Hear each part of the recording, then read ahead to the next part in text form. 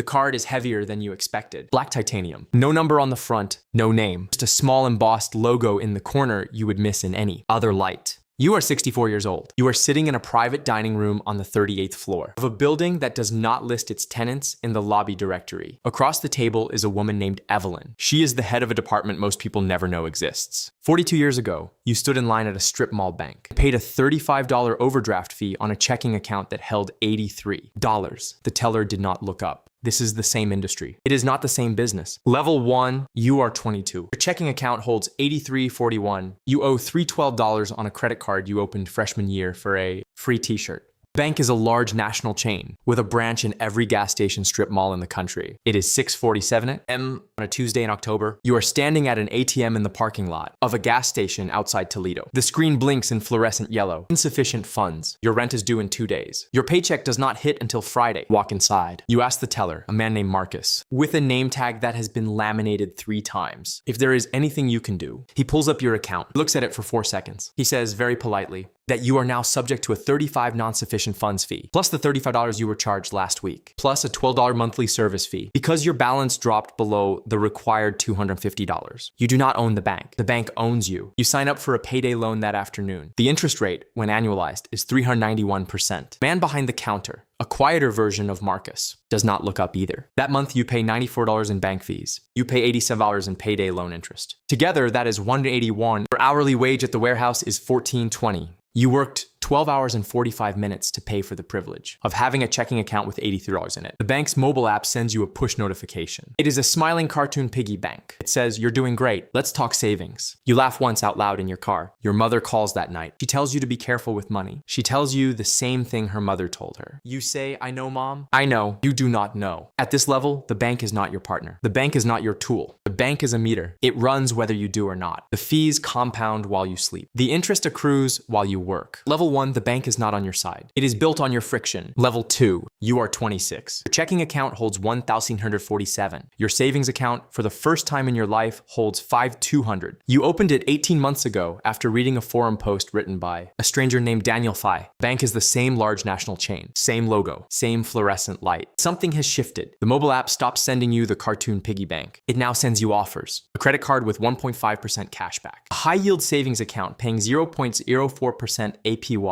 when the federal funds rate is 5.25%. A car loan pre-approval. You are now, in the bank's internal language, a qualifying customer. The teller, a different man named Marcus, calls you sir. He asks if you would like to open a checking savings bundle to waive your monthly fee. You say yes. The fee is waived. You feel a small flicker of pride, the same flicker you felt. You got your first library card. You do not yet understand that the bank has done the math. The bank earns roughly $480 per year on the deposits in your savings account, lending them out at 7%. They pay you $2.08 in interest. Their net spread on you is approximately $477.92. You are not their customer. You are their inventory. That summer, you walk into the branch to deposit a check. From your aunt's funeral, $2,000. The branch manager, a woman named Lena with a binder full of laminated brochures, walks over. She introduces herself. She asks if you have thought about a Roth IRA. You have not. She schedules a 30-minute meeting for the following Tuesday. You go to the meeting. She sells you a target date fund with a 0.78% expense ratio, when an index version of the same fund exists at 0.04%. You do not know the difference. You sign. You feel taken care of. You drive home in your 2015 Honda Civic. You think for the first time in your adult life that a bank knows your name. You will replay this moment in your head 10 years later and laugh and cringe and forgive yourself. Bank is not lying. The bank is selling. There is a difference. You will learn it later. At level 2, the bank treats you well enough to keep you, not well enough to grow you. Level 3, you are 31. Your checking account holds $4,200. Your savings account holds $11,500. Your brokerage account, opened after the meeting with Lena, ended badly, holds $24,800 in 3 index funds at expense ratios under 0.10%. You have left the large national chain. You opened accounts at a credit union and a discount brokerage. You discovered that the federal funds rate exists. You discovered that yield is a number, not a feeling. The credit union calls you a member. The brochure, which is not laminated, says it 3 times on the first page. There is no Marcus. There is no Lena. There is a 1-800 number, an app that does not send you cartoons. You pay no monthly fees. You earn 4.6% on a money market account. The credit union is owned by people like you. Their net spread on your deposit is smaller because they do not have shareholders. The savings, in dollars, is roughly $314 a year. You will not feel this savings on any single day. You will feel it in 20 years. You start a small consulting side project. You bill $200 in your first month. You deposit the check. The credit union does not call you to congratulate you. The credit union does not exist to congratulate you. The credit union exists to be the floor under your feet. That fall, you read your first book about money that does not have the word rich in the title. The book is 28 years old. It cost $8 used. It changes the way you look at your accounts.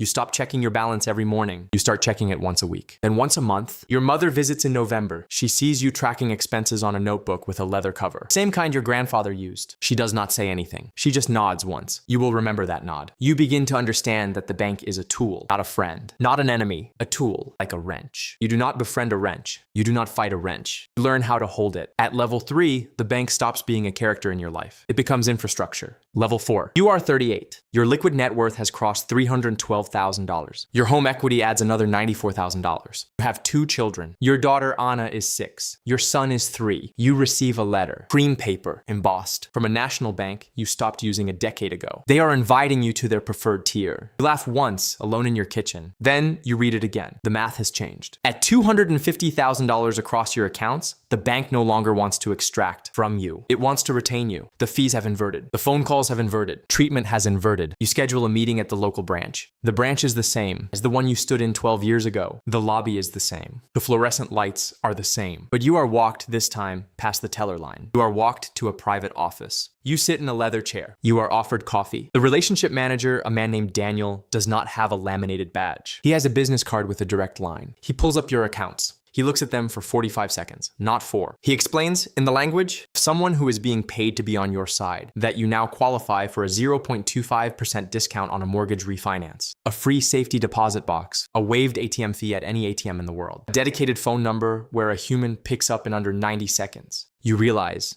sitting in the leather chair, that the bank's behavior is not personal. It is mathematical. Your old level, you cost them money. At this level, you make them money. The kindness is not generosity. Kindness is product. You do not refinance the mortgage with them. You move 2 of your accounts there, but you keep your investments at the discount brokerage. Daniel does not pressure you. Daniel knows the asset has been weighed. That night, you tell your wife. She raises an eyebrow. She says, "They want us now." You both laugh. The laugh is not bitter. It is not joyful. It is the laugh of 2 people who have been on the other side and remember. At level 4, the bank stops charging you fees. It starts paying you them quietly, in convenience. Level 5, you are 47. Your investable net worth has just crossed $1.4 million.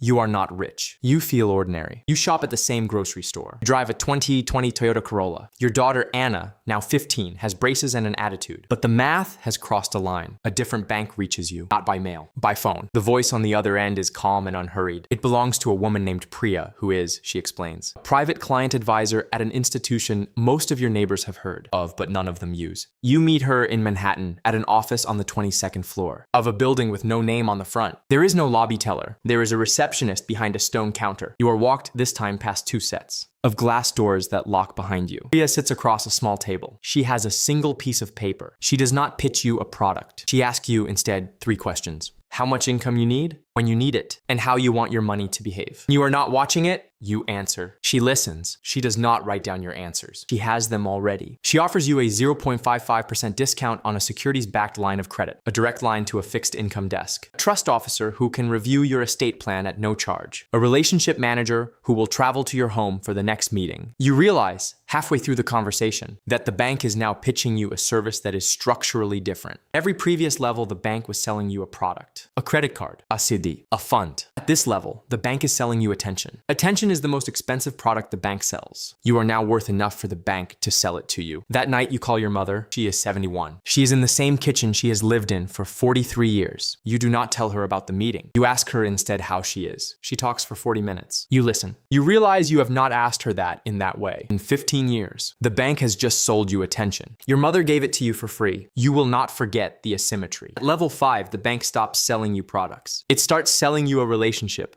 And the price is your information. Level 6, you are 56. A small company you started in your 40s after the consulting practice grew has been acquired. The wire hits your account at 2:14 p.m. on a Wednesday in March. The number after taxes is $11,840,000. You sit in the same kitchen you have lived in for 19 years. The number is on your phone. Phone is on the counter. The counter is laminate from 2007. Your wife is at work. Your daughter is at college. The dog is asleep on the floor. The phones start ringing the next morning. 6 private banks, 2 wealth management firms, a family office solicitor in Greenwich. The number of calls in 3 days exceeds the number of calls you received in your first year of marriage. You meet, eventually, with a woman named Theo at a firm that does not advertise. Theo is not a banker. Theo is a strategist. She does not sit across from you. She sits beside you. The piece of paper this time is your own balance sheet. She does not pitch products. She pitches structures. A grantor retained annuity trust. An irrevocable life insurance trust. A donor-advised fund for the charity work your wife has been quietly building for 6 years. A holding company for the rental properties you have accumulated. A line of credit at SOFR plus 0.4 against the equities, so you never have to sell into a tax bill. You realize the bank is no longer selling you a relationship. The bank is selling you architecture. The relationship is the floor. The architecture is the building. You leave the meeting with a 30-page document. You read it that night. You do not understand half of it.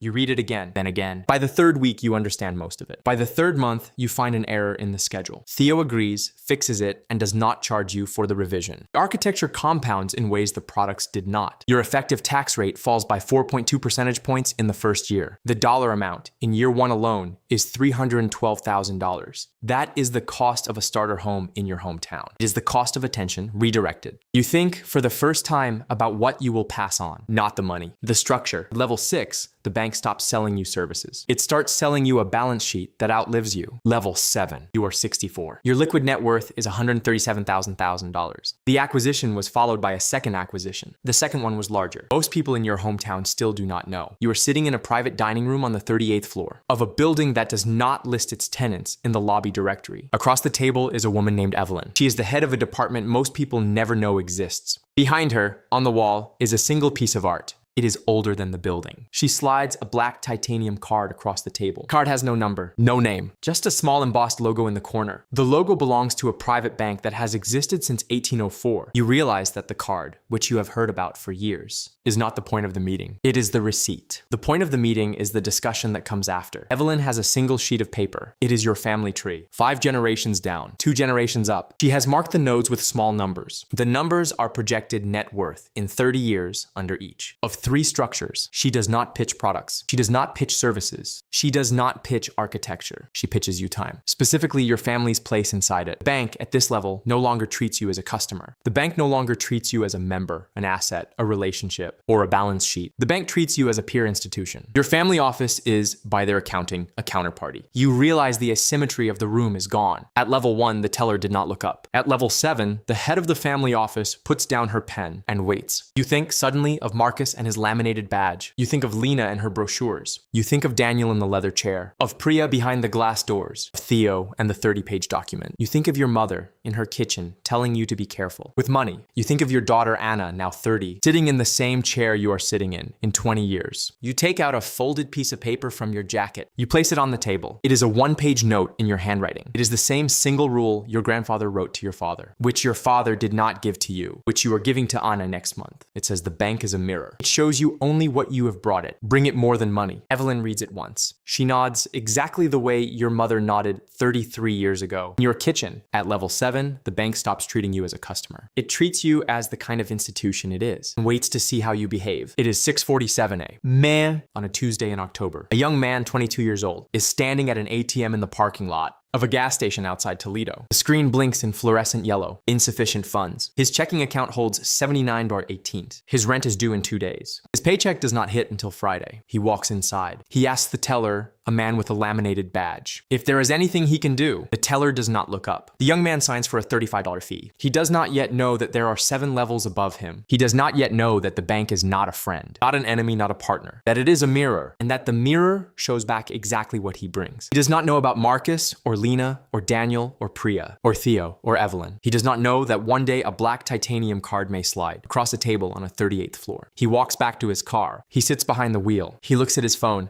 Cartoon piggy bank smiles up at him. He does not know any of this yet, but the meter has already started. It always starts there.